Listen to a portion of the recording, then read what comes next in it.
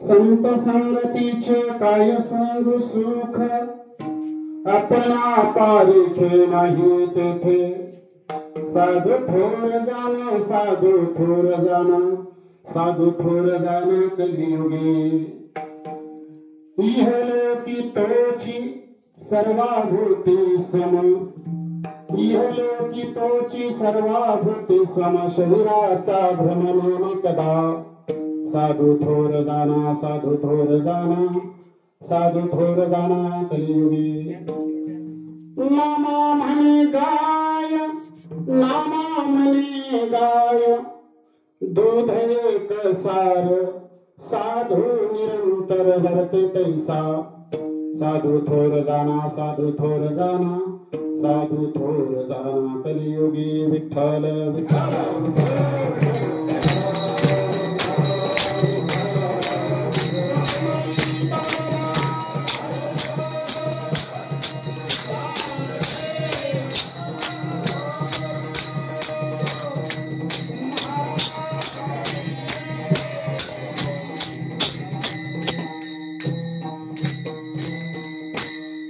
लोकाभिरामं रणरङ्गधीरं राजीवनेत्रं रघुवंशनाथं कारुण्यरूपं करुणाकरन्तं श्रीरामचन्द्रं शरणं प्रपद्ये मनोजवं मारुततुल्यवेगं जितेन्द्रियं बुद्धिमतां वरिष्ठं वातात्मजं वानरयूतमख्यं श्रीरामदूतं शरणं प्रपद्ये महायोगपीठे तटे भीमरथ्यां वरं पुण्डरीकाय दातुं मुनीन्द्रसमागत्य तिष्ठन् आनन्दकन्दं परब्रह्मलिङ्गं भजे पाण्डुरङ्गं पाण्डुरङ्गकरु प्रथमनाम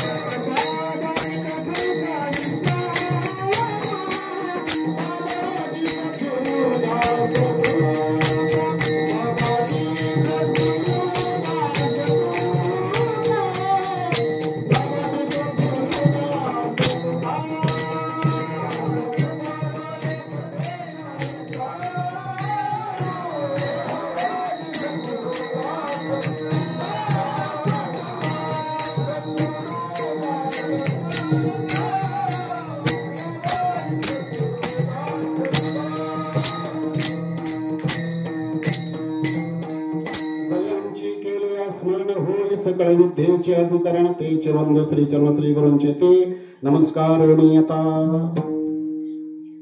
संत संगतीचे काय सांगू सुख आपणा पारिखे नाही तेथे साधू थोर जाना साधू थोर जाना साधू थोर जाना कलियुगी कीर्तन सेवेसाठी घेतलेला अभंग पंढरपूर निवासी पंढरीश परमात्म्याचे असणारे लढीवाळ भक्त कोण? हा नामदेव महाराज.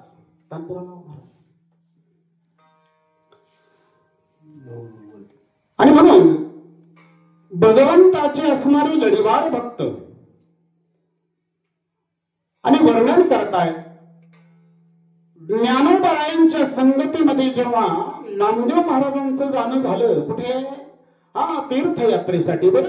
आणि मग संगती मिळाली साधूची, संगती मिळाली संतांची आणि त्या संत संगतीमध्ये त्या साधूच्या संगतीमध्ये जे अलौकिक अवर्णनीय असं जे सुख प्राप्त झालं कोणाला? नामदेव महाराजांना. त्याचं वर्णन नामदेव महाराज अभंगात न करतात. सुंदर असा 4 चरणाचा अभंग आहे. चला आता या अभंगावर निरूपण करण्या अगोदर माझ्या अल्पमतीप्रमाणे काही परिहार देणं की ज्या निमित्ताने एक कीर्तन सेवा या ठिकाणी संपन्न होते त्याबद्दल बोलणं गरजेचं असतं. म्हणून आपल्या या पावन नगरीमध्ये रोपडे गुरुवर्य परमपूजनीय दोंडपंत महाराज यांच्या पदस्पर्शानं वास्तव्यानं पुनीत झालेली भूमी आणि याच भूमीमध्ये महाराजांचे असणारे परमशिष्य हरिभक्तीपरायण परमपूजनीय सुखदेव महाराज कोळी महाराजांचं वैकुंठ गमन झालं. आणि म्हणून प्रत्येक महिन्याला, प्रत्येक मासिकानंतर या ठिकाणी दादांचं असणारं कुटुंब, त्यामध्ये असणारे त्यांच्या कन्या असतील, त्यांचे असणारे नातू हरिभक्तीपरायण हरिभक्तीपरायण मंगेश महाराज या ठिकाणी सुंदर असं आयोजन नियोजन दादांच्या मासिकासाठी या ठिकाणी करतायत. आणि म्हणून असणारी ही कीर्तन सेवा माझ्यासारख्या पामराच्या वाट्याला आली आणि ज्यांच्या माध्यमातून इथपर्यंत येणं झालं ते असणारे आमचे हरिभक्तीपरायण ओंकार महाराज असतील, हरिभक्तीपरायण आमचे भैया महाराज यांच्या माध्यमातून येणं झालं. आणि मी माझं परम भाग्य समजतो. बरं का तर हे जे मासिक आहे हे पुन्हा सर्वसामान्यच नाही.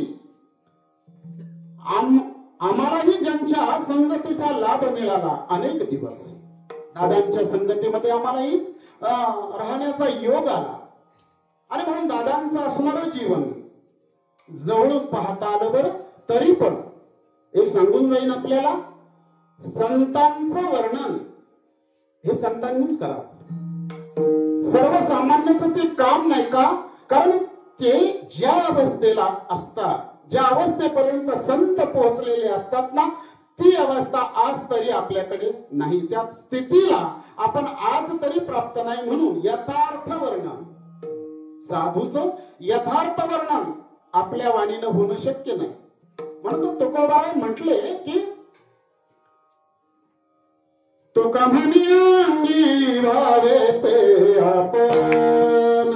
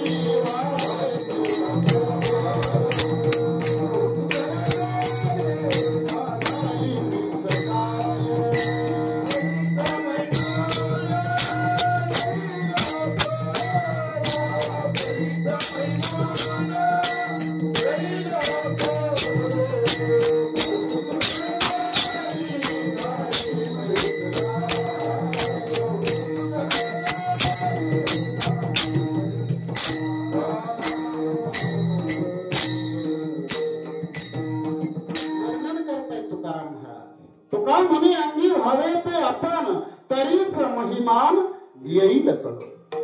जेव्हा संत ज्या स्थितीला आहेत, ज्या अवस्थेला संत पोहोचलेले असतात ना, त्या अवस्थेला आपण जोपर्यंत जात नाही यथार्थ वर्णन संतांचं आपण तरी करू शकत नाही. आणि म्हणून पहिलवानाचं वर्णन कोणी करावं? पहिलवानानंच करावं. कुस्ती चालू असेल आणि त्या कुस्तीचं वर्णन जर करायचं असेल, तो असणारा पहिलवान कशी कुस्ती खेळतोय, कशी डाव टाकतोय याचं यथार्थ वर्णन पहिलवानच करू शकतो. मग तसंच आहे, संतांचं वर्णन करण्यासाठी संतच व्हावं लागतं. आता दादांचं काय वर्णन करायचं? दादांच्या संगतीमध्ये आमचे जे काही दिवस गेले त्यांच्या संगतीमध्ये आणि आम्हाला जे जे अनुभव आले दादांचे, ते थोडक्यात वर्णन करून अभंगाकडे येण्याचा प्रयत्न करतो. साधू काय असतात, संत काय असतात, किंवा संतांचं प्रमाण आहे की जाणून नेते करी माझे मन, तुझी प्रेम गुण देऊन या. हे जे प्रमाण आहे, हे जे वर्णन आहे, हे यथार्थ वर्णन आम्ही दादांच्या संगतीमध्ये जेव्हा राहिलो तेव्हा आम्हाला पाहायला मिळालं की साधू जाणून नेते कसे होतात. मागणी करतात भगवंताकडे साधू संत मंडळी, भगवंता आम्हाला अगोदर तू जाणत कर आणि अगोदर जाणत व्हावं, ज्ञान मिळवावं. कशाचं ज्ञान? भौतिक ज्ञानाबद्दल बोलत नाही, प्रपंच किंवा संसाराच्या ज्ञानाबद्दल संत महात्मे बोलत नाही. ज्ञान व्हावं स्वस्वरूपाचं. स्वस्वरूप म्हणजे तरी काय? जीवनामध्ये आल्यानंतर 2-4 प्रश्न आपल्याला पडावेत आणि त्याची उत्तरही मिळवण्याचा प्रयत्न करावा. नक्की मी आलोय कुठून? आता आम्हाला जर विचारलं कोणी, महाराज तुम्ही कुठनं आलात, आम्ही सांगू देवळालीवरनं, मूळ गाव आमचं ते नाही. साधू संत सांगतात मूळ गाव आपलं हे नाही. आणि म्हणून आलोय कुठून, इथं आल्यानंतर करायचं काय आणि सरते शेवटी जायचं कुठे, हे 2-4 प्रश्नांची उत्तर जीवनामध्ये सापडावीत. आणि हे उत्तर जर मिळत कुठं असतील तर ती साधूंच्या संगतीत, संतांच्या. तेच आपल्याला सांगतात ममाय वंशो जीव जीवभूत सनातन. या या पुढे या, पुढे पुढे सरका, थोडस या भैया महाराज तुम्ही या थोडीशी पुढे या, पटकन या, सांगितलं म्हणजे पटकन येत जाऊ, वेळ जाऊ.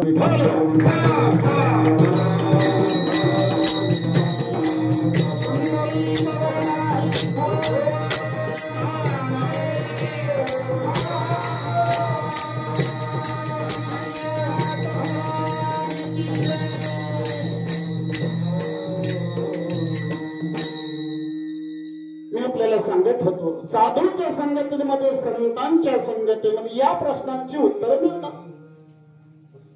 आणि यालाच ज्ञान असं म्हटलंय शास्त्रानं, वाङ्मयानं. ज्ञान तरी काय महाराज, मी नक्की कोण आहे? भगवद्गीता आपल्याला सांगते की आपण त्या भगवंताचे अंश आहोत. त्याच्या अंशातनं आपण आलोय. माहेर आपलं जर काय असेल तर ते आपलं माहेर आहे. माहेराला जावं वाटतं ना माता भगिनींना, वाटतं की वर्षभर तुम्ही या संसारामध्ये, प्रपंचामध्ये राबता, यातना सहन करता, दुःख सहन करता. संसारात दुःखच आहे महाराज. मग तुम्ही जेव्हा सासरी नांदता ना तेव्हा कधीतरी वाटतं की नाही पंचमीच्या सणाला, दिवाळीच्या सणाला माहेरी जावं, माय बापांच्या सुखामध्ये त्या ठिकाणी 4 दिवस सुखामध्ये घालवावे. आणि सुख हे माहेरातच मिळतं. आणि वारकऱ्यांचं माहेर जर काय असेल, भक्ताचं माहेर जर काय असेल, सर्वसामान्य सगळेच जीव जे मानवी ज्यांना प्राप्त झालाय त्यांचं माहेर जर कोणतं असेल तर ते भगवंताचं असणारं परमपद. आणि त्याच परमपदातून आपण आलोय, जायचंही तिथेच. या प्रश्नांची उत्तरं जीवनात मिळाली.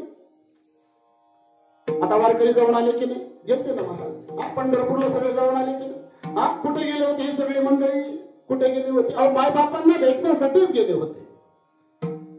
की सुख आणि समाधान, शांती जर कुठे मिळत असेल या जीवाला तर माई बापापाशी. आणि पांडुरंग परमात्मा आणि रुक्मिणी आई साहेब हे आमचे माता पिता. पांडुरंग आमचा पिता, पांडुरंग आमचा पिता, पांडुरंग आमचा पिता, पांडुरंग आमचा पिता.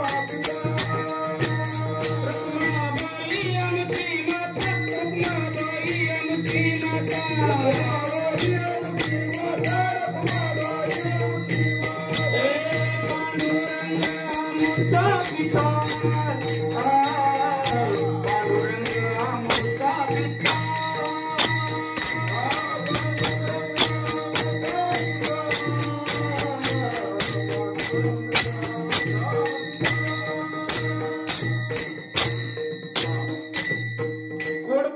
महाराजांनी पांडुरंग आमचा पिता, रुक्माई आमची माता. आणि म्हणून माई बापाकडे गेल्यानंतरच सुखाची प्राप्ती होते. म्हणून तर आपुला तो एक देव करुणी घ्यावा, तेने विना जीवा सुख नव्हे. सुखाचं ठिकाण कुठं आहे? माहेरी आपलं ठिकाण आहे. आणि म्हणून तर जाते ग माहेराला बाईनी, जाते ग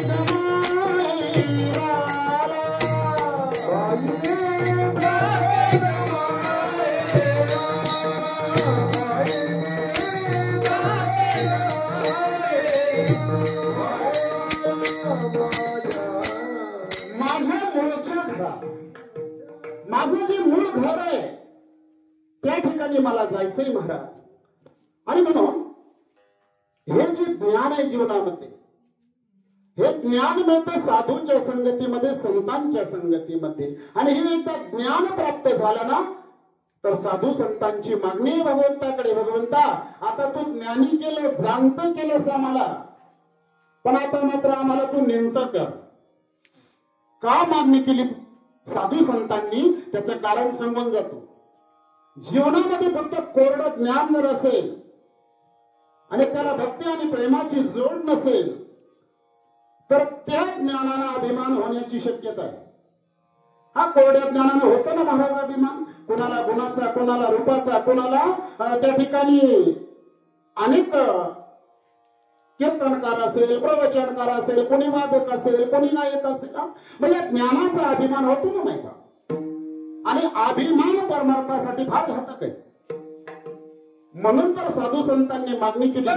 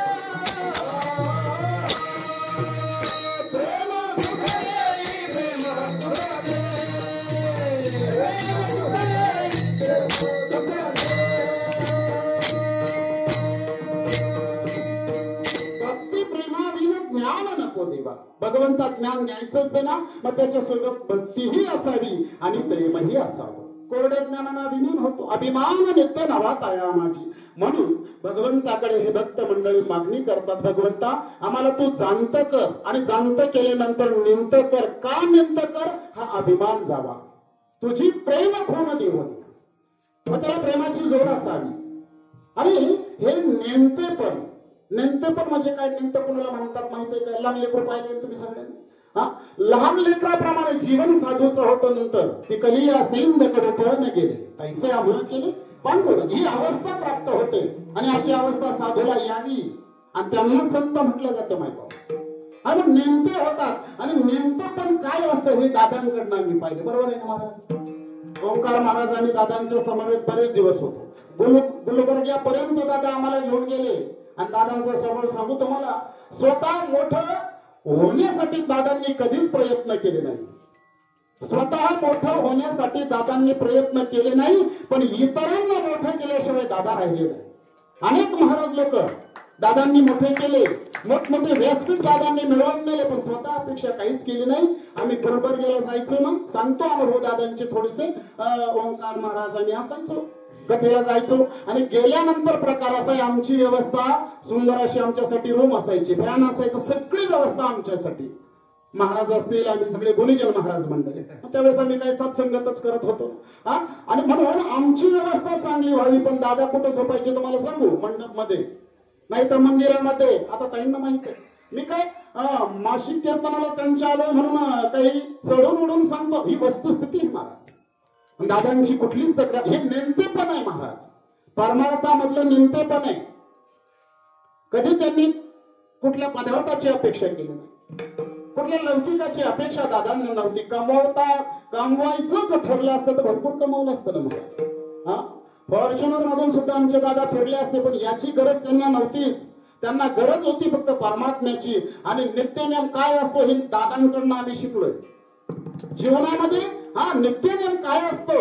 नित्यनेमानामी ते प्राणी दुर्लभ लक्ष्मी वल्लभ तया जवळ. आपल्याला एखादा अर्जंट काम निघालं तर आपण नित्यनेम विसरतो महाराज, नाही करत नित्यनेम. पण दादा असे होते, रेल्वेने प्रवास करत असले तरी हरिपाठ, तरीही त्यांचा काकडा चालू व्हायचा बरोबर 4 वाजता. 12 अभंग नियमाचे त्यांचे दादा, ते अभंग घेतल्याशिवाय कधीही जेवले नाही किंवा झोपी गेले नाही. आणि हे साधूकडे शिकण्यासारखं आहे महाराज, आणि आम्ही ते अनुभवलंय.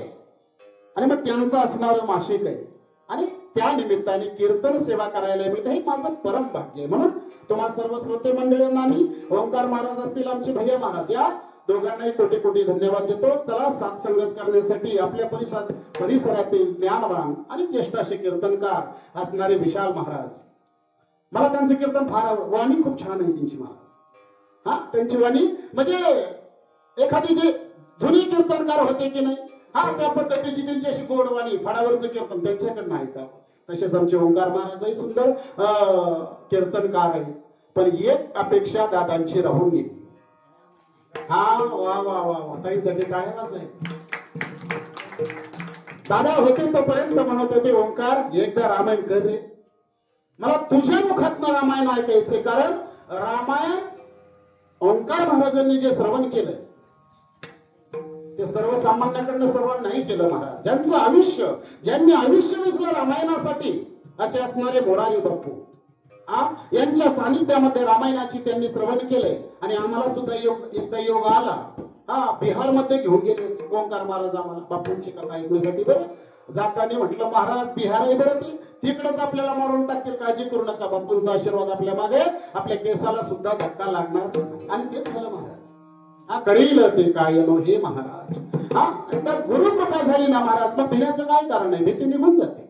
आणि म्हणून त्यांची तेवढी इच्छा राहिली. पण चला ती इच्छा ओंकार महाराज पूर्ण करतील अशी अपेक्षा आपण त्यांच्याकडनं करू. ऐकतील ना दादा. कारण संत महात्मे जरी देहाने गेले ना, एक सांगून जातो तुम्हाला, ऐकून ठेवा. देहाने जातात, चैतन्याला मात्र साधू संत या वायुमंडळामध्ये फिरतच असतात. आणि जेव्हा या भूतलावरती अनाचार वाढतो, अधर्म वाढतो, धर्म लयाला जातो ना, तेव्हा मोडून या वाटा सूक्ष्म दुस्तर केला राज्यभार चाले ऐसा. मग ती वाट उजळ करण्यासाठी, तिचा हेवी करण्यासाठी परत ही संत मंडळी येत असतात. चैतन्य रूपाने ते आजही असतात. सप्तऋषी आजही वायुमंडळात दिसतात आपल्याला. आकाश मंडळात जर पाहिलं तर 7 ऋषी, असे 7 तारे आपल्याला पाहायला मिळतात. ते सप्तऋषी आहेत, चिरंजीव आहेत. आणि सगळे संत महात्मे चैतन्य रूपाने असतातच महाराज.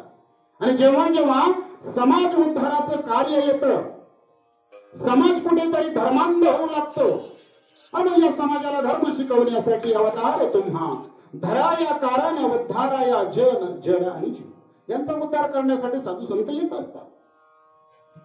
आणि म्हणून दादांचं जे कार्य आहे परमार्थातलं, त्याचं वर्णन मी तरी माझ्या वाणीने नाही करू शकत. पण जेवढं अनुभवाला आलं तेवढं बोलण्याचा प्रयत्न केला. आणि खरंच आपलं पूर्वजन्मीचं काहीतरी चांगलं कर्म असेल, पुण्य असेल, अशा संतांची साधूची भेट होणं फार दुर्मिळ आहे महाराज. साधू सहजासहजी जीवनामध्ये भेटत नाही.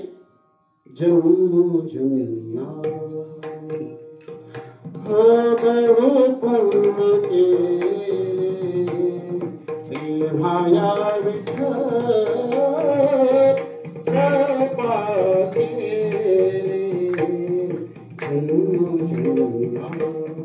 मला सांगा ना, रोपड्यात एवढीच माणसं आहेत का? नाही ना, भरपूर माणसं आहेत ना रोपड्या. मग कीर्तनासाठी किती आहे याचं कारण सांगून जातो तुम्हाला. या धर्म मंडपामध्ये तोच येतो ज्याचं पुण्य उदयाला आलं. कधी कधी माणसं निघतातही देवळाकडे कीर्तनासाठी, मध्येच कोणीतरी भेटतो, राम भाऊ कुठं मंदिरात चाललोय म्हटले कीर्तनासाठी. काय म्हटले कीर्तन दरमा शिकायलाच आहे, मग आज जरा कुरडवाडीला जाऊन येऊ. तिथूनच हे पाप आलं बरं महाराज. पुण्य कमी पडलं त्याचं, ते पाप त्याला तिकडे घेऊन जातं, मंदिरात नाही येऊ दे. म्हणजे परमार्थात येण्यासाठी आणि साधूंची संगती घडण्यासाठी पुण्याची गरज आहे. जन्मजन्मीचं पुण्य त्या जेव्हा उदयाला येतं तेव्हा साधूची संगती घडते. चला चिंतनासाठी घेतलेला अभंग पंढरपूर निवासी असणारे भगवंताचे लढीवाळ भक्त नामदेव महाराज आणि संत संगतीचं वर्णन करताय. झालं असं, आळंदी निवासी असणारे ज्ञानोबा आहे, योग मार्गी असणारे ज्ञानोबा आहे, समाधी अवस्थेपर्यंत ज्यांची अवस्था, पण निर्गुणाचे असणारे उपासक.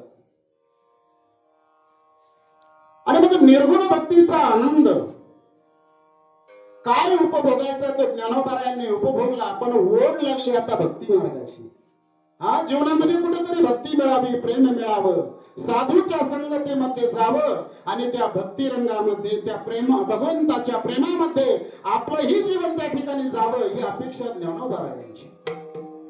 आणि मग ज्ञानोबारायांनी ती बोलूनही दाखवली. माझ्या जीवीची आवडी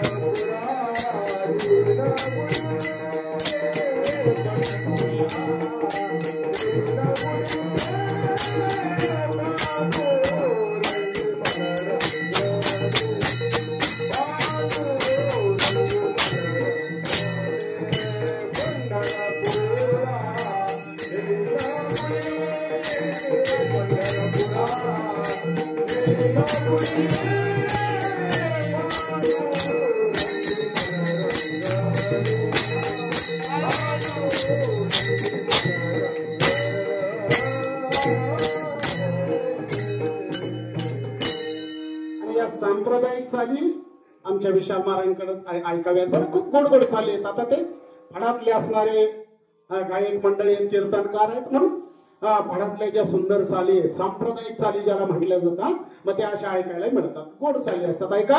सांगत होतो मी आपल्याला माझ्या जीवीची आवड पंढरपुरा नेईन गुढी निघाले माझे ज्ञानोबाराय निवृत्ती दादा सोपान काका ब्रह्मचीत कला कोण मुक्ताई माता आणि अनेक संत मंडळी अनेक वारकऱ्यांना घेऊन आळंदीवरनं ज्ञानोबाराय निघाले पंढरपूरच्या दिशेला.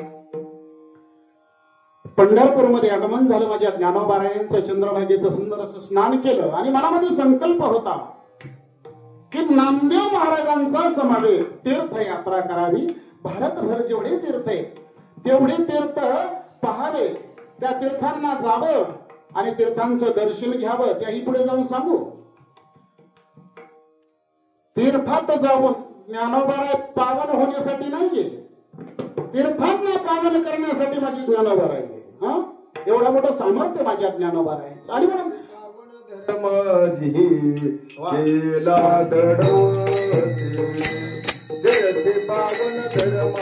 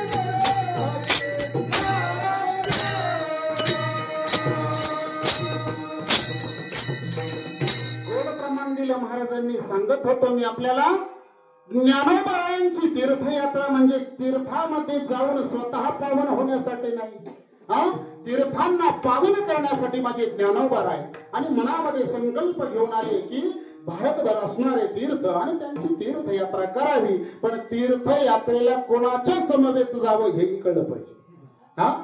कोणाच्या संगतीमध्ये जाऊ नये. तीर्थ तीर्थयात्रा जर करायची असेल तर ती साधूच्या संगतीमध्ये करावी, संतांच्या समवेत, आणि मग तीर्थयात्रेला जावं. आणि म्हणून तोच संकल्प ज्ञानोबारायांनी केला. पंढरपूरला आले, चंद्रभागेचं सुंदर असं स्नान केलं, आणि त्याच वाळवंटामध्ये माझ्या नामदेव महाराजांचं कीर्तन चालू आहे. आणि असा काही रंग भरला होता त्या कीर्तनामध्ये. नामदेव कीर्तन करी पुढे देव नाचे पांडुरंग. आमच्या कीर्तनात झोपतात लोक. हा होतं ना महाराज, कधी झोप येते कीर्तनामध्ये. हा तमाशाला, नाटकाला, टीव्ही पाहताना मग नाही झोप येणार, इथेही मात्र ती येते. पण नामदेव महाराजांच्या कीर्तनाचं वैभव असं होतं, पांडुरंगानं नाचावं, आणि तेही अंग चोरून नाही, अंग चोरून बेभान होऊन नाचावं, पितांबर गळून जावं. तरी नामदेव महाराजांना भान राहत नसेल. नाचता नाचता देवाचा गळला पितांबर,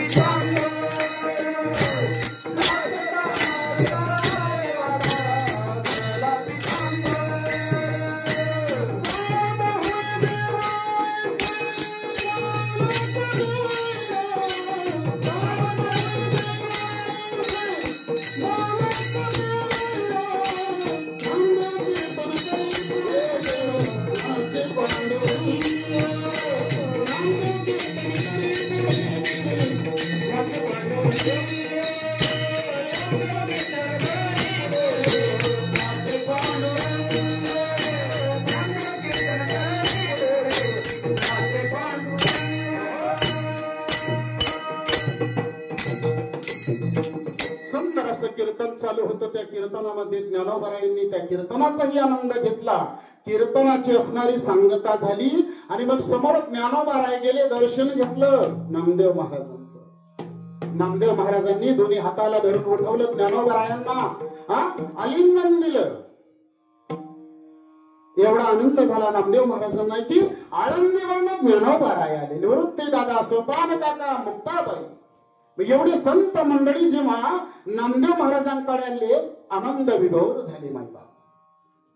आणि ज्ञानोबारायांनी हात जोडून विनंती केली नामदेव महाराजांना, महाराज आळंदीवरून इथपर्यंत आलो, त्याचं कारण सांगतो म्हटले.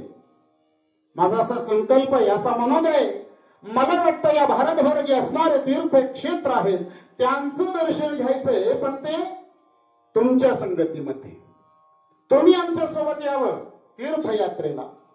नामदेव महाराजांचा तर चेहराच पडला, मला उदास झाले. का जर ज्ञानोबारायांसोबत तीर्थयात्रेला जावं तर वियोग घडणार आहे. कोणाचा?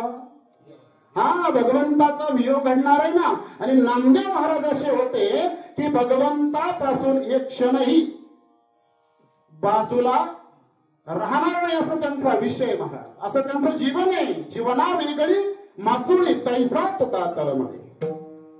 मासा पाण्याच्या बाहेर काढला ना, महिनाभर जिवंत राहतो महाराज. नाही बरं, जाग येत आहात तुम्ही सर, झोपणार नाही शक्यतो. पाण्याच्या बाहेर मासा काढला ना, तडफड करून मरतो महाराज. एवढा अनन्य झालेला असतो पाण्याशी. आणि म्हणून भक्त सुद्धा तेवढे अनन्य असतात. भगवंतापासून क्षणभरही जर दूर झाले तर त्यांना त्यांचा जीव नको समजतो. जाईल माझा प्राण तत्क्षणी, माझा प्राण तत्क्षणी, जाईल माझा प्राण तत्क्षणी.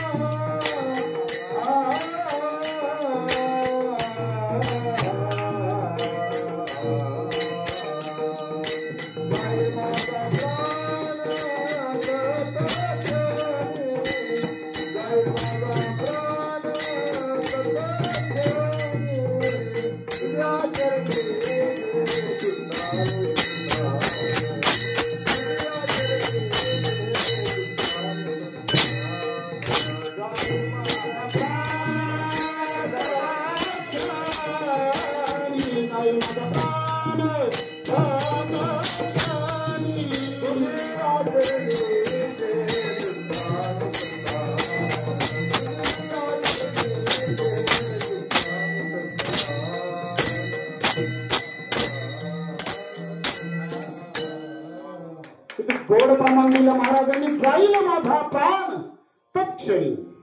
भगवंतापासून क्षणभरही जर मी दूर गेलो ना तर माझा प्राण निघून जाईल. आणि यालाच भक्त म्हणतात. बरं, भक्त होणं एवढं सोपं नाही. बाकी सगळे भगत आहेत. हा, भक्त ऐसे जाना जे देही उदास. ही भक्ताची लक्षणं आहेत महाराज. आणि ही सगळी लक्षणं मी दादांकडे पाहिली. संत काय असतात, साधू काय असतात. आणि म्हणून नामदेव महाराज मात्र उदास झाले.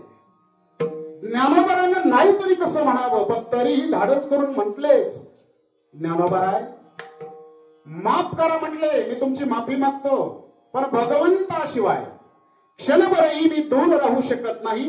मी तुमच्या सोबत तीर्थयात्रेला येऊ शकत नाही. ज्ञानोबारायांनी खूपच आग्रह केला नामदेव महाराजांना. मग नामदेव महाराजांनी सांगितलं, एक काम करा, भगवंतानं जर परवानगी दिली तर मग मी तुमच्या सोबत यायला तयार आहे. कारण नामदेव महाराजांना माहित होतं, ज्या पद्धतीनं मला भगवंताशिवाय करमत नाही, भगवंताशिवाय मी राहू शकत नाही, तसंच भगवंताचं आहे. आई विना लेकरू जसं राहू शकत नाही, तसंच लेकरा विना आई सुद्धा राहू शकत नाही. चुकली या माय बाळ हुरहुर ही भगवंताची सुद्धा अवस्था आहे. नामदेव महाराजांना माहित होतं की नामदेव महाराजांना माहित होतं की भगवंत सुद्धा माझ्याशिवाय राहू शकत नाही आणि भगवंत काही परवानगी देणार नाही. म्हणून म्हटलं, एक काम करा, भगवंताला विचार. ज्ञानोबाराय म्हटलं ठीक आहे. आणि म्हणून नामदेव महाराज आणि ज्ञानेश्वर महाराज रावळापर्यंत आले. प्रवेश केला ज्ञानोबारायांनी रावळामध्ये, भगवंताच्या मंदिरामध्ये. मात्र नामदेव महाराज दरवाज्यातच थांबले, खाली मान घातलेली आहे, चेहऱ्यावरती उदास छटा आहे. आणि अशा पद्धतीने जेव्हा ज्ञानोबाराय भगवंताच्या समोर गेले, भगवंत विचार करू लागले, रोज धावत येणारा नामा, उड्या मारत येणारा नामा, आज मात्र दरवाज्यातच उभा आहे, ते खाली मान घालून नक्की झालं काय.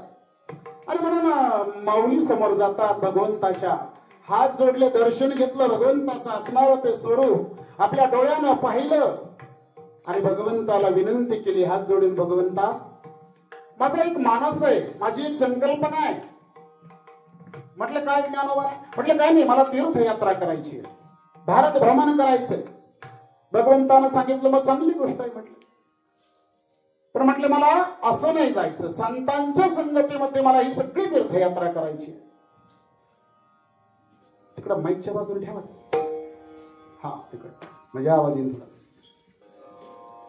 थोडं खाली ठेवा बर. हा, आणि मग म्हटले साधूच्या संगतीमध्ये, संतांच्या संगतीमध्ये, ते बॅकग्राऊंडची सवय लागली ना महाराज कथेची, त्याच्यामुळे गोष्ट जरा उघड उघड वाटतं. मग हा असं होत आहे ना, कीबोर्ड चालू पाहिजे आम्हाला. असं मी सांगत होतो, प्रार्थना केली भगवंताला. म्हटलं मग ठीक आहे, कोणाच्या संगतीमध्ये तुम्हाला तीर्थयात्रा करावीशी वाटते? तेव्हा सांगितलं नामदेव महाराजांच्या संगतीत मला तीर्थयात्रा करावीशी वाटते. हे ऐकल्यानंतर जरा भगवंताच्या डोळ्यामध्ये पाणी आलं, कारण नामदेव महाराजांचा वियोग होणार आहे आणि अशी भक्ती असावी महाराज. भगवंतासाठी भक्त रडेल, यात काय नावालंय? सगळेच भक्त रडतात. येगा तो माय बापा पंढरीच्या राया, व्याकुळ होऊन भगवंताला हाका मारतात ना, मारतात की नाही भक्त? पण भक्ती असं असावी की भक्तासाठी भगवंताच्या डोळ्यात पाणी यावं, ही झाली श्रेष्ठ भक्ती. आणि म्हणून भगवंताच्या डोळ्यात पाणी आलं. म्हटले ज्ञानोबा आता नाही म्हणता येईना, ज्ञानाचे असणारे सागर आहे. ज्ञानोबा म्हणजे काही सामान्य नाही. मग यांना कसं नाही म्हणावं?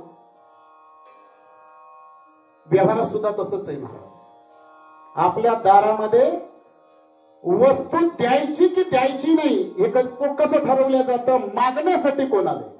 हा, आता मागच्या वर्षी सप्ताहामध्ये समजा तुमच्याकडनं एखादा सप्ताहाचे जे कार्यकर्ते असतात तपस घेऊन गेले तुमच्या मंडळाचा आणि वर्षभर आणूनच दिला नाही, पुढच्या सप्त्याला द्याल का तुम्ही? नाही, नाही देणार तुम्ही. हा, वर्षभर आमचा भगवाज आणून दिला नाही, परत कशाला कोण देईल? म्हणजे यावरून ठरतं की वस्तू द्यायची की द्यायची नाही, हे कोण मागायला आलंय यावरून ठरवलं जातं. न्यायाधीश होते आणि त्यांची बाची अशी खेड्यामध्ये दिलेली होती. लग्न झालं बिचारीचं आणि पहिली दीपावली आली. आल्यानंतर सासरकडच्या मंडळींनी मीटिंग घेतली. सगळ्या घरच्यांनी त्यांनी ठरावच पास केला. म्हटलं एक काम करायचं, या दिवाळीला आपल्या सुनबाईला माहेरी पाठवायचं नाही. मग तिची काय चोळी बांगडी असेल, तिची हाऊसमूस सगळी इथं करायची, माहेरी नाही पाठवायचं. हे एक मतानं सगळ्यांनी मान्य केलं, ठराव मंजूर झाला. पण झालं असं, त्या मुलीचे असणारे मामा मुंबईला होते आणि न्यायाधीश होते, सामान्य व्यक्तीने. मग त्यांनी विचार केला आपल्या भाचीला मुंबईला आणावं, तिची हाऊस करावी, तिची चोळी बांगडी करावी आणि पत्नीला त्यांनी असणारा विचार बोलून दाखवला. म्हटलं का मला असं वाटतं यावर्षी भाचीला इकडं आणावं दिवाळीला. आता म्हटली घेऊन ये ना, मी कधी नाही म्हटले तुम्हाला. म्हणून त्यांनी आपली गाडी काढली, त्या खेडेगावामध्ये आले, भाचीच्या दाराच्या समोर गाडी येऊन उभी राहिली. आणि आल्यानंतर मग त्या मुलीचे जे मामा होते घरात आणलं, त्यांना पाहुणचार वगैरे झाला. आणि मग सहजच घरातले जे मुख्य व्यक्ती होते त्या मुलीचे असणारे सासरे विचारलं, कारण कोर्ट दारात आलंय महाराज, विचारलं म्हटलं येणं केलं काही कारण आहे का, सहज आलात का, काही विशेष कारण आहे? म्हटलं काही नाही, आमची भाचीला आम्हाला असं वाटतं मुंबईला न्यावं या दिवाळीला आणि मग तिची चोळी बांगडी तिची हाऊस मौस करावी. ते म्हटलं घेऊन जा ना, आम्ही कधी नाही म्हटलं. अगोदर काय ठरलं होतं? हा, एक मतानं काय ठरलं होतं की या दिवाळीला पाठवायचं नाही, पण आता क्षणाचाही विलंब न करता सांगितलं घेऊन जा म्हटलं. ते बाचीला घेऊनही गेले आणि मग घरातले ओरडू लागले, आपलं काय ठरलं होतं? एक मतानं ठरलं होतं ना यावर्षी सुनबाईला पाठवायचं नाही. मग कसं पाठवलं? म्हटलं मागण्यासाठी कोण आलंय याच्यावरून ठरव, कोर्ट दारात आलंय ना, मग त्यांना कसं नाही म्हणतात? मग ते झालं इथे भगवंत विचार करतायत, ज्ञानोबाराई मागणी करतायत नामदेव महाराजांची, नाही कसं म्हणणार? आणि शेवटी भगवंतानं परवानगी दिली. म्हटले जा घेऊन माझ्या नामाला, पण एक काम करा ज्ञानोबाराय, माझा नाम म्हणजे माझा नामा फार कोवळ्या मनाचा आहे, मग याचा सांभाळ करण्याची जबाबदारी तुमच्यावर. या माझ्या नामदेवाला जपून न्या आणि जपून परत घेऊन या, कारण असा माझा लढीवाळ भक्त पंढरपूरमध्ये दुसरा तरी कोणी नाही. पण नामदेव महाराज आणि ज्ञानेश्वर महाराज ही सगळी संत मंडळी तीर्थयात्रेसाठी निघाली. पहिला मुक्काम त्यांचा आरण या ठिकाणी झाला सावता महाराजांकडे. बरं, आणि मग त्या ठिकाणी मुक्काम केला, त्यांचा पाहुणचार सावता महाराजांनी केला. आणि सावता महाराज सुद्धा संतांच्या संगतीमध्ये तीर्थयात्रेसाठी निघाले, भारत भ्रमण करण्यासाठी. औंढा नागनाथ असेल, काशी असेल, दक्षिण भारत, उत्तर भारत, सगळी ही तीर्थयात्रा अनेक वर्ष चालू होती. आणि ही सगळी तीर्थयात्रा या साधू संतांच्या संगतीमध्ये, नामदेव महाराजांच्या संगतीत, ज्ञानोबारायांच्या संगतीमध्ये ही सर्व संत मंडळी भारतभर फिरली. आणि ही सगळी तीर्थयात्रा पूर्ण झाली. आणि ही सगळी संत मंडळी परत पंढरपूर मध्ये आली. आणि तीर्थयात्रा झाल्यानंतर आपण काय करतो? भोजन दिलं जातं. मावंद्याचं जेवण, त्याला मावंदही म्हणतात. आणि मग हे भोजन मात्र माझ्या भगवंतानं दिलं. भगवंत, कारण एवढ्या दिवसांनी ही सगळी संत मंडळी आली, म्हणून स्वतःच्या हातानं या संत मंडळींना भगवंत भरवत होते. नामदेव महाराजांच्या मस्तकावरून हात फिरवला, नामा तुला त्रास तर नाही ना झाला? आणि म्हणून असं म्हणून एक एक घास भगवंत भरवत होते. एवढं प्रेम भगवंताचं भक्तावर असतं महाराज. या सुखा कारणे देव वेडावला, वैकुंठात नाही करमत त्याला, भक्ताच्या दारामध्ये त्याला करमत. भक्ताच्या संगतीमध्ये, भक्ताच्या सदनी हा भगवंत राहतो. 36 वर्ष राहिलो कुठे? नाथबाबांकडे पैठणला भगवंत राहिले की नाही? कावडीने पाणी त्या ठिकाणी भरीत होता माझा भगवंत. आणि म्हणून तीर्थयात्रा पूर्ण झाली. ज्ञानोबाराय सर्व संत मंडळींना घेऊन परत आळंदी या ठिकाणी आले. आता आल्यानंतर प्रकार असा झाला, नामदेव महाराज पंढरपूरमध्ये आणि एक दिवस वाळवंटामध्ये नामदेव महाराज बसलेले, पंढरपूरचे असणारे संत मंडळी, भक्त मंडळी सगळे आले दर्शनासाठी नामदेव महाराजांच्या. आणि विचारलं, महाराज कितीतरी दिवसांनी तुमचं दर्शन होतंय. पण विचारू लागले, महाराज तुम्ही तीर्थयात्रेसाठी गेला होता, ज्ञानोबरायांच्या सोबत गेला होता, तेवढे मोठे संत, एवढे मोठे साधू आहेत आणि त्यांच्या समवेत तुम्ही तीर्थयात्रा केली नामदेव महाराज. मग या तीर्थयात्रेमध्ये तुम्हाला काही फायदा झाला का? या तीर्थयात्रेपासून तुम्हाला काही सुखाची प्राप्ती झाली का? तुम्हाला काही समाधान शांती मिळाली का? अरे पण त्याचं वर्णन तरी आम्हाला करून सांगा ना, तुम्हाला काय सुख मिळालं? तेव्हा नामदेव महाराज सांगू लागले, माझ्या वाणीनं तरी त्या सुखाचं वर्णन मी करू शकत नाही. अभंगाचं संत संगतीचे काय सांगू सुख,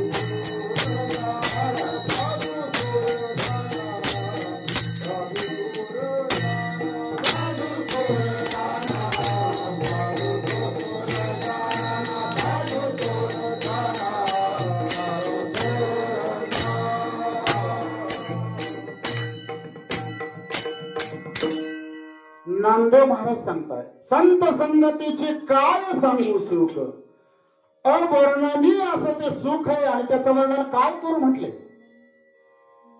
आणि त्या सुखाची प्राप्ती मला साधूच्या संतांच्या संगतीमध्ये झाली. स्वतःचा अनुभव सांगतायत नामदेव महाराज.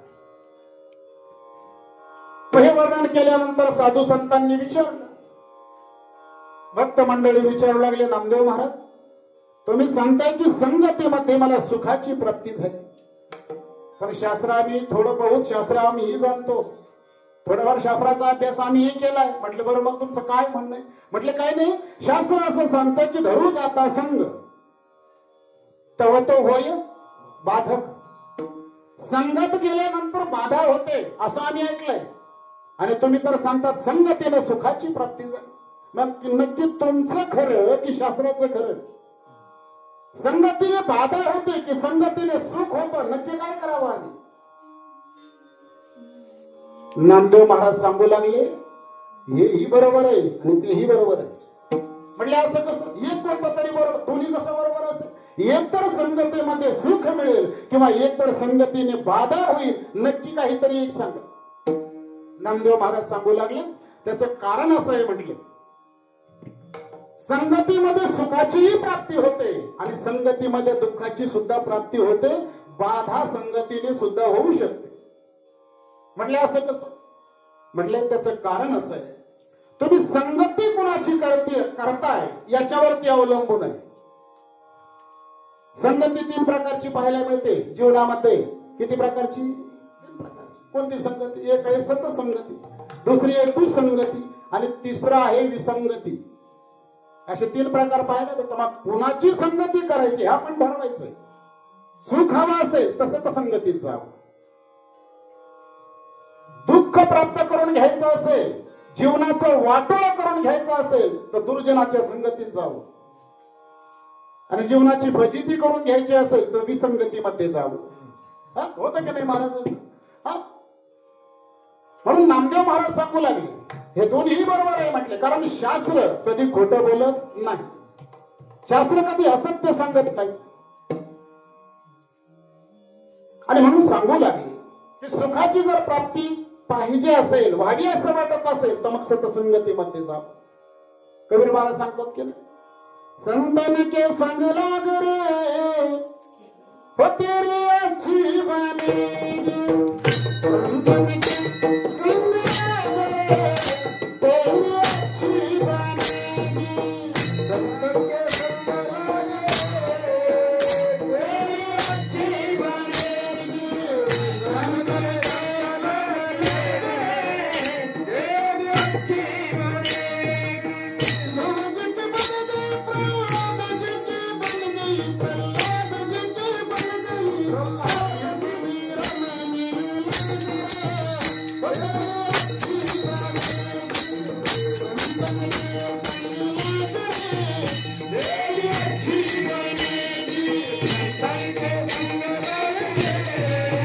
तेरी अच्छी बनेगी, रोज के बन गई प्रहलाद जी की बन गई,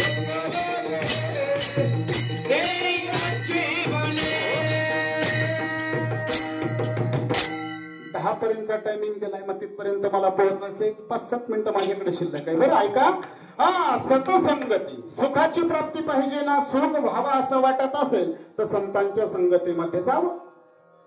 आणि जर तुम्ही दुर्जनाच्या संगतीत जाल, दुसंगती जर जीवनात घडेल, अहो एवढंच कशाला संगती महाराज, दुर्जनाचं तोंड जरी पाहिलं तरी जीवनाचा विनाश आहे महाराज.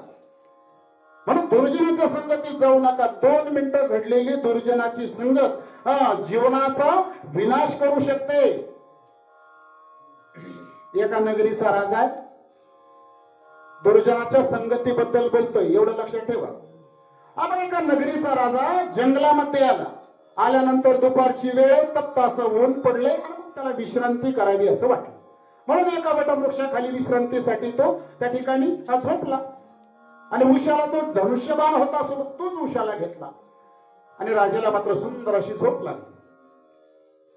पण मात्र त्या वटवृक्षामधून एका पानांच्या मधून एक सूर्य किरण खाली येऊ लागला, राजाच्या तोंडावरती पडू लागला आणि राजाची झोप त्यामुळे चावळू लागली. राजा त्या ठिकाणी जागा होऊ लागला, हलुडुलू लागला. आणि त्याच झाडावरती एक सात्विक पक्षी बसलेला होता. काय नाव त्याचं? राजहंस. राजहंस पाहिला की नाही सगळ्यांनी? पाहिलं? पाहिलं का सगळ्यांनी? नाही. राजहंस कसं आपल्याकडे सगळ्यांकडे कोंबड्या आहेत महाराज, राजहंस कसले? राजहंस आपल्याकडे नाही महाराज. माणूस सरोवरामध्ये ते पाहिला पक्षी मिळतात. फार सात्विक पक्षी आहे. सामर्थ्य सांगू का त्याचं 2 मिनिटात? त्याच्या चोचीमध्ये असं सामर्थ्य असतं, पाणी आणि दूध एकत्र करून जर तुम्ही पात्रात ठेवलं तर ते पाणी पिऊन घेतं. बरोबर आहे. दूध पिऊन घेतं ना महाराज. हे जागा असण्यासाठी आम्ही पाहत असतो, जागे इतकं झोपले. आणि म्हणून दूध पिऊन घेतं, पाणी तसंच ठेवतं. असा असणारा पक्षी झाडावरती बसलाय, पाहू लागला माझ्या नगरीचा राजा आहे, विश्रांती करतोय पण झोप पडते त्याचे, म्हणून परोपकार करू लागला. राजहंस दोन्ही पंख असे वरती केलं त्याने आणि पंखावरती सूर्य किरण अडवला. राजा आता शांत झोपला. तो घाईनं सांगतोय बरं, रंगवण्यासारखे प्रसंग असतात पण वेळेअभावी. चला, राजा आता शांत झोपला. काय करत होता तो? राजहंस काय करत होता? परोपकार करत होता ना महाराज. राजावरती परोपकार करत होता, पण झाला असं त्याच्या शेजारी येऊन बसला कावळा. बरोबर आहे की नाही? आणि मग कावळा, असे कावळे समाजात फार असतात तर. असे जर शेजारी येऊन बसले कावळे, सज्जनाचं एकच काम आहे, त्याला शहाणपणा शिकवत बसायच्या उद्योगात भानगडीत पडू नये, मग तिथून उठून जावं. हे सज्जनाचं काम आहे महाराज. त्याच्या संगतीमध्ये बसू नये त्या ठिकाणी. आणि म्हणून कावळा येऊन बसला शेजारी त्या राजहंसाच्या. राजहंसाला सुद्धा वाटलं होतं आपल्यासारखंच, अरे कुठं याच्या नादी लागतं, म्हटले उठून जावं. पण लक्षात आलं उठून जावं तर राजाची झोप मोडेल, परोपकार करतच राहिला. झालं असं, दुर्जनाचं जे काम आहे ते काम या कावळ्यानं केलं. दोन्ही पंख वरती केले, शेपटी वरती केली आणि सुंदर असं गंध राजाच्या तोंडावरती त्याला सोडलं. कोणी? कावळ्या. आणि दुर्जन सांगू तुम्हाला, त्याचं कार्य झाल्यानंतर तिथं थांबत नसतो. त्याचा कार्य भाग ते उडून जात असतं महाराज. ते कावळा उडून गेला. आता राजाची झोप मोडली. त्यानं पाहिलं कोण्या तरी पक्षानं माझ्या तोंडावरती विष्ठा टाकली. हातानं असं पाहिलंच, आपण लक्षात आलं विष्ठाच आहे. आणि म्हणून वरती पाहिलं, वरती कोण होता आता? असणारा तो राजहंस होता. त्याला पाहिलं, लक्षात आलं राजाचा हाच असायला पाहिजे. राजाने मागचा पुढचा कसलाही विचार केला नाही, धनुष्याला बाण लावला आणि त्या राजहंसाच्या दिशेनं बाण सोडला, सुसू करीत बाण गेला आणि त्या राजहंसाच्या हृदयामध्ये बाण घुसला महाराज. रक्ताच्या थारोळ्यात राजहंस पडला आणि प्राणाला त्याला मुकावं लागलं. हा कशाचा परिणाम? दुर्जनाची केलेली संगत, दुसंगती. नामदेव महाराज तेच सांगतायत ना, तुम्ही ज्या संगतीबद्दल बोलताय ना की धरू जाता संगत हो तो होय बाधक, ही दुर्जनाची संगत आहे, मग ती बाधा करते. आणि तिसरी आहे विसंगती. कानडीने केलं.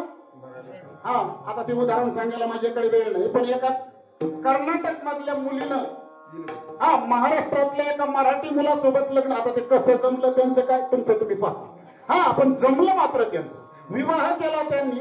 ती कानडीमध्ये बोलायची ना, मराठीत मेळ लागेल का? दोघांचा एकमेकाला मेळ लागा ना महाराज. त्याचं कारण आहे विसंगती घडली जीवनामध्ये, फजिती झाली जीवनाची.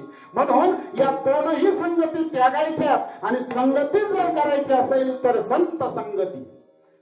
संत संगतीचे काय सांगू सुख आपणा पारिखे, नाही तेथे भक्त मंडळी विचारू लागली महाराज ठीक आहे संतांच्या संगतीत तुम्ही गेला, तुम्ही मोठ्याचे लेकर आहेत म्हटले, भगवंताचे तुम्ही लाडके भक्त आहेत म्हणून तुम्हाला जवळ केलं त्या ज्ञानोबारायांनी, म्हणून तुम्हाला जवळ केलं असेल, असं काही आहे का?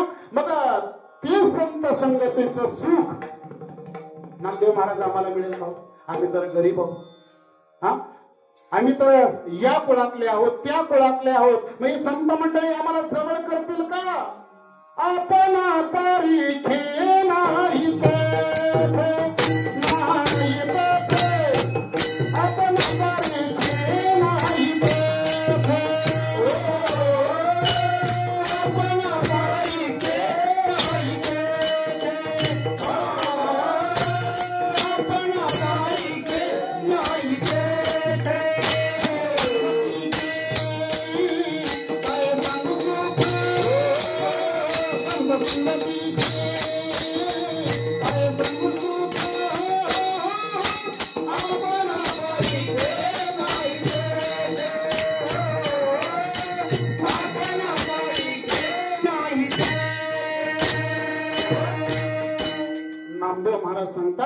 अपपरभाव साधूकडे नसतो आणि जिथे अपपरभाव असेल त्याला साधू संत म्हणू नका.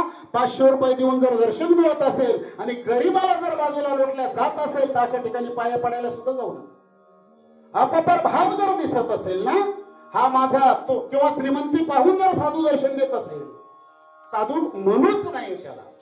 अपपरभाव जर गेला नसेल, यारे यारे लहान थोर ही भावना असावी. वारकरी संप्रदाय त्यामुळे तर श्रेष्ठ आहे ना महाराज. अपपर भाव संप्रदायात नाही. कोणीही या आणि शुद्ध होऊन जा, खट नट यारी. माझे चोखोबारे उंच हात करून सांगतात. हा वारकरी संप्रदाय जगाश्रेष्ठ त्याच्यामुळेच आहे ना माझा. आणि म्हणून आपला पारिखे नाही तेथे. तुम्ही कोणत्या का भावनेला साधूकडे जर गेलात, संतांकडे जर गेलात, तरीही तुमचं कल्याण साधू करतात. त्यांचं वाईट करण्याच्या हेतून जरी गेलात, आपणा सारिखे करीती तात्काळ, नाही काळ मिळत याला. कुऱ्हाड निघाली, कुऱ्हाड पाहिजे का? सगळ्या इकडे कुऱ्हाडच म्हणतात ना, झाडं तोडण्यासाठी लोखंडाची असते ती, बरोबर आहे. मग ती निघाली कोणाला तोडण्यासाठी? परिसाला तोडण्यासाठी. कुऱ्हाड उद्देश काय?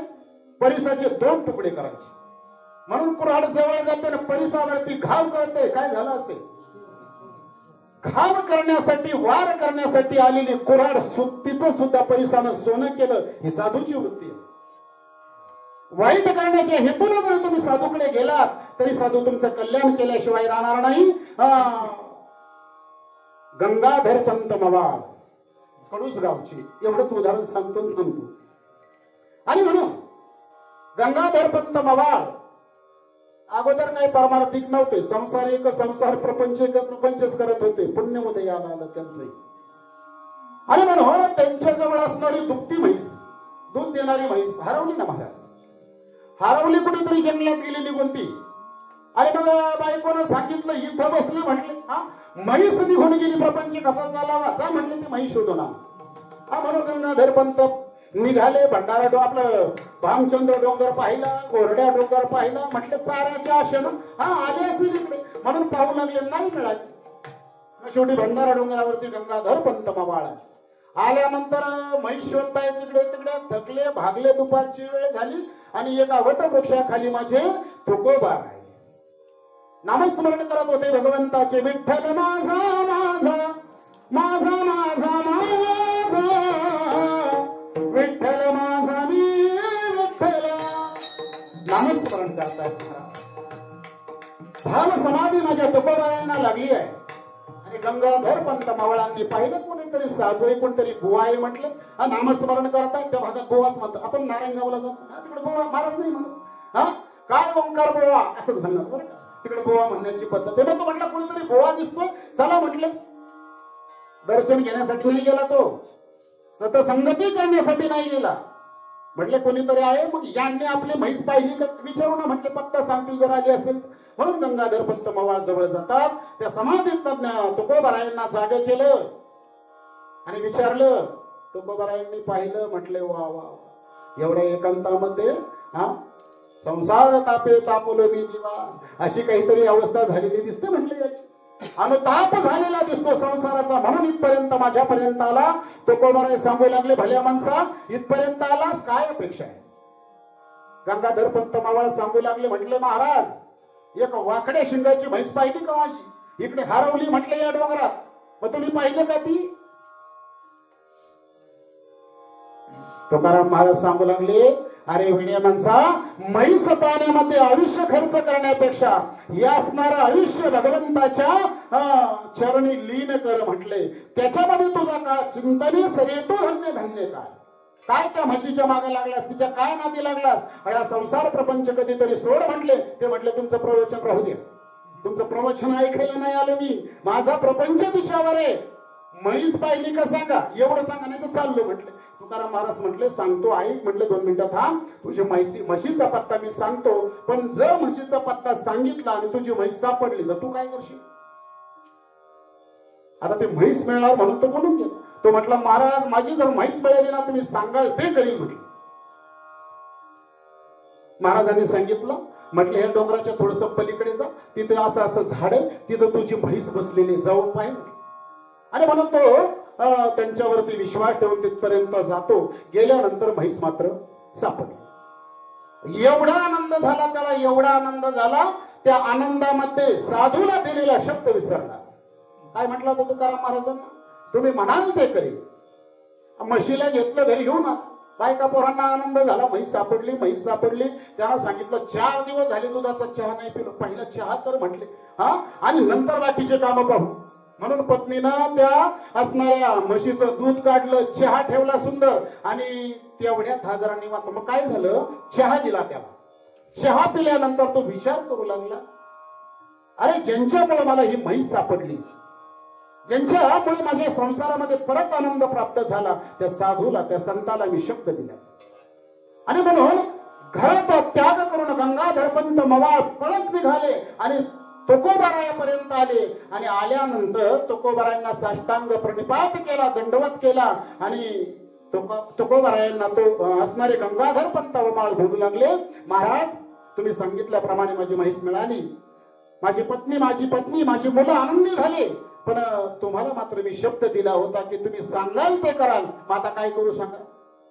तुकाराम महाराजांनी सांगितलं म्हटले काहीच करायचं नाही. ही माळ घे, गळ्यात घाल म्हटले आणि माझा टाळकरी हो. असणारे गंगाधर पंत मवाळ त्यानंतर 14 टाळकरामध्ये 1 टाळकरी झाले. हा बहुमान त्या ठिकाणी तुकाराम महाराजांनी त्यांना प्राप्त करून दिला. माझा आपण सारिके करीती तात्काळ नाही काळ वेळताय. कशासाठी गेले होते खरं सांगा. हा सतसंगतीसाठी गेलते का नाही ना महाराज. गेले होते म्हैस म्हणजे म्हैस त्यांची हरवलेली पाहण्यासाठी गेले होते. सहज साधूची भेटी झाली. 2 मिनिटं झालेला सतसंग जीवनाचं कल्याण करतो आणि 2 मिनिटं झालेल्या दुर्जनाची संगती मात्र जीवनाचा विना. लोक सहज म्हणतात ओंकार महाराज नाही हो, ते दुसऱ्या टेबलावरती बसले होते, आम्ही दुसऱ्या टेबलावरती होतो, फक्त त्यांच्या सोबत गेलो. सोबत जरी जाल ना तरी शास्त्र 5 महापाप डोक्यावरती टाकतं. 5 नुसती संगती जरी केली तरी त्या दुर्जनाची ब्रह्महत्या, त्यानंतर सुरापान म्हणजे दारू पिल्याचं जे पाप आहे, ब्रह्महत्या केल्याचं पाप माथ्यावरती बसतं. त्याच्यानंतर गुरुपत्नीशी गमन केल्याचं पाप माथ्यावरती दुर्जनाच्या संगतीचे परिणाम मी सांगतोय आपल्याला. मग तुम्ही मला विचारच आहे, यांच्या संगतीत जो राहतो ना, हे चार जे पापी आहेत, ब्रह्महत्या करणारे, चोरी करणारे, दारू पिणारे, हा, मग यांच्या संगतीत जो राहतो, नाही करू द्या त्यांनी पाप, पण त्यांच्या संगतीत जरी राहिला तेवढाच महापापी तो होईल. म्हणून दुर्जनापासून फार सावध राहावं महाराज. म्हणूनच नामदेव महाराज सांगतात, आपणा पारिखे नाही तेथे त्यांच्याकडे अपप्रभाव नसतो. आणि म्हणूनच या कलियुगामध्ये साधू थोर जाणा, साधू थोर जाणा,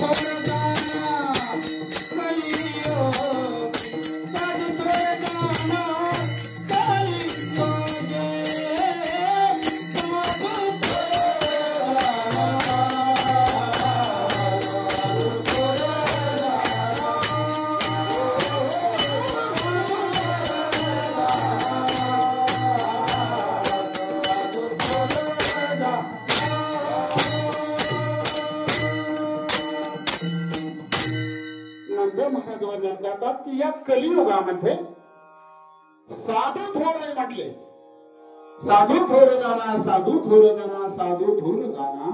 कलियुगी एकदा सांगून नसतं का भागलं? 3 वेळेस का सांगितलं? निलाव करताना पाहिले का?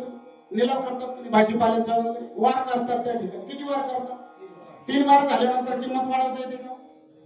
नाही वाढवता. कमी करता येते का? नाही. म्हणून त्रिवार करून सांगतायत नामदेव महाराज, या कलियुगामध्ये भक्त आणि भक्त थोर जर कोण असेल तर ते साधू संतच थोर आहे आणि ते जीवाचं कल्याण करतात. सर्वसामान्य जीवापेक्षाही साधू संत श्रेष्ठ आहे. स्वर्गातले जे देव आहेत त्यांच्यापेक्षाही साधू श्रेष्ठ आहे. दुर्वास मुनींचा शाप जर इंद्राला लागू शकतो, साधू श्रेष्ठ आहे ना महाराज. एवढंच कशाला, भगवंतापेक्षाही काकणभर श्रेष्ठ साधू आहे महाराज. भगवंत दुर्जनाला मारतो आणि साधू दुर्जनाला संत बनवतो, ही साधूची ताकद. आणि मला साधू थोर जाणा आता बोलण्यासारखं खूप आहे. ऐका, साधू थोर जाणा, साधू थोर जाणा, साधू थोर जाणा. कलियुगी या कलियुगामध्ये साधू थोर आहे म्हटले. आणि साधूची लक्षणं सांगत असताना साधू असतात तरी कसे, इह लोकी तोची सर्वाभूती सम. जो सर्वाभूती सम असतो, सर्वांभूती तो सारखा असतो. जे जे भेटे भूत ते तर मानीचे भगवंत, हा भक्ती योग निश्चित जाण. ही अवस्था ज्यांची असते, तर कोणी का दिसेना भगवंताचं रूप त्यांना त्यामध्ये दिसत असतं. सावता महाराजांना नाही का कांदा मुळा भाजी घी त्यात सुद्धा ते भगवंतालाच पाहत होते. म्हणून साधूची दृष्टी ही सम असते. जसे माझ्या भगवंताची विटेवर पाय समान आहेत की नाही, तशी साधूची दृष्टी सम असते. इह लोकी तोची सर्वाभूती सम. शरीराचा भ्रम नेणे कदा, शरीरावरचा भाव त्यांचा संपलेला असतो. देह भाव जेव्हा संपतो तेव्हा साधू म्हणता येतो. कबीर महाराजांच्या पायाला कुत्र चावत होतं. भक्त ऐसे जाना जे देही उदास, हे मला आपल्याला सांगायचंय. भक्त म्हणतात कोणाला? लोक सांगू लागले कबीर महाराज कुत्र चावतंय पायाला. कबीर महाराजांनी सांगितलं, कुत्ता जाने और चमडा जाने. मला काय करायचंय म्हटले त्यांचे, हे शरीर म्हणजे मी नाही ही अवस्था त्यावेळेस त्यांची तयार झालेली असते. चला, म्हणून शरीराचा भ्रम त्यांचा गेलेला असतो. आणि त्यानंतर नामदेव महाराज सांगतात की नामा म्हणे गाय, उदाहरण देत आहेत. हे साधू असतात कसे, नामा म्हणे गाय दूध एक सार. गाय पाहिली ना सगळ्यांनी, दूध देते की नाही. मग जेवढे प्रेमानं आपल्या लेकराला म्हणजे त्या वासराला दूध देते ना, तेवढ्याच प्रेमानं जगाला सुद्धा ती दूध देते. हा समभाव त्या गायीकडे असतो ना, तसाच भाव साधू संतांकडे असतो. रेड्याच्या बाबतीत माझ्या ज्ञानोबारायांनी तेच केलं ना. रेडा असून सुद्धा त्याचा उद्धार केला, जड भिंतीचा उद्धार माझ्या ज्ञानोबारायांनी केला. हे समत्व भाव फक्त साधूकडे असतो गायीप्रमाणे. आणि मग साधू निरंतर करते तैसा विठोबा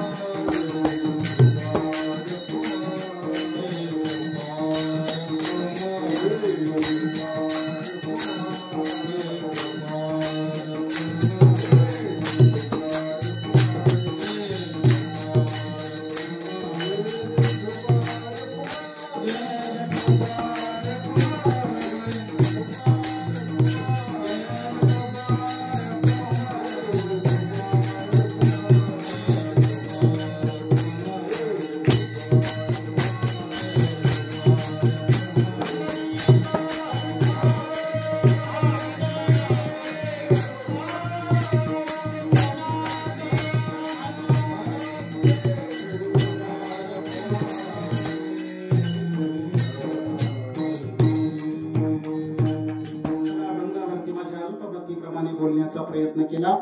जर काही दोष घडला असेल तर तो माझ्या बुद्धीचा असेल, पण जे काही बरोबर असेल ते माझ्या गुरुवर्यांचं असेल.